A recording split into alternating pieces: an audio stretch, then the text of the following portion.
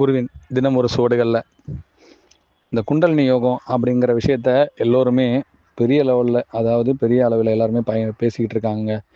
எங்களுடைய ட்ரஸ்டோடைய பேரும் சிவஞான குண்டலினி யோகம் தாங்க. இதனுடைய அர்த்தம் இன்றைய நாளில் ஒரு சில விளக்கங்களோடு சொல்லலாங்க. குண்டலினி யோகம் அப்படிங்கிற விஷயத்துக்கு எல்லோருமே பெரிய பயம்.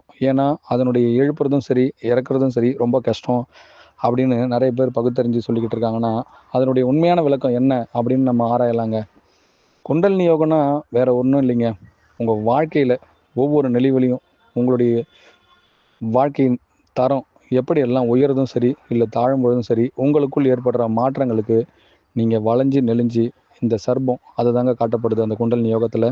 சர்ப்பம் எப்படி தரையில் போகும்போதும் சரி, அது எழுந்து நிற்கும் போதும் சரி, எப்படி வளைஞ்சி நெளிஞ்சு இந்த வாழ்க்கையின் தத்துவத்தில் நீங்களும் அது போல் வளையணுங்கிறத காட்டுதோ, அதே போல் இந்த வாழ்க்கையில் உங்களுக்குள் ஏற்படுற எந்த ஒரு மாற்றத்திற்கும் நீங்கள் முழுமையாக வளைந்து நெளிந்து கொடுத்தால் போதும், நீங்கள் அந்த யோகத்தின் முழு பயனாகதியை அடையலாங்க.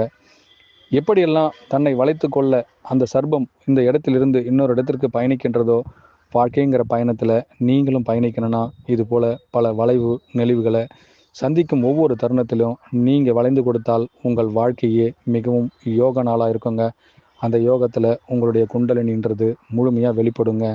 இதை யார் ஒருவர் உங்களுக்கு கற்றுக் கொடுக்கின்றாரோ அவரே உங்களுள்ளிருந்து மீண்டும் ஒரு அதிபதியாக இருந்து உங்களை ஆசரத்தின் முழு உத்தியோகத்தையும் கொடுக்கும் பொழுது அவரிடம் நீங்கள் முழு ஆகமத்தையும் விரிவரித்து பார்க்கலாங்க. இன்றைய நாளில் குண்டலினி யோகங்கிறதுக்கு மறுபடியும் யாரெல்லாம் முழு பகுப்பாய்வு செய்கிறாங்களோ அவர்களுக்கெல்லாம் எது சிவம்ன்றதுக்கு மறு ஆய்வு செய்யும் பொழுது, சிவம் தான் உங்களுக்குள்ளே இருக்கிற உயிர்னா அந்த உயிர் தான் உங்களுக்குள்ளே இருக்கிற குருவாக இருக்கணும். அவர் தான் உங்களுக்குள் இருக்கின்ற அனுபவங்கிற ஞானத்தை, இந்த வளைந்து நெளிந்து வாழ்க்கையின் தத்துவத்தை உங்களோடு போதிக்கின்ற பெரும் ஞான போதகராகவும் இருக்கணும்னா, நீங்கள் முழுமையான ஆதி துறவியாகவும் இந்த வாழ்க்கைங்கிறதுல அரசனாகவும் வாழலாங்க. எப்பொழுதும் யார் யாரெல்லாம் உங்களுடைய ஆதி துருவத்தை முழுமையாக ஆராயணும்னு நினைக்கிறீங்களோ, உங்களுக்குள் சிவமாய் உருவாய் கருவாய் நானே மலர்கின்றேன். அனைவருக்கும் குருவே சரணம், குருவடி சரணம், திருவடி போற்றிங்க.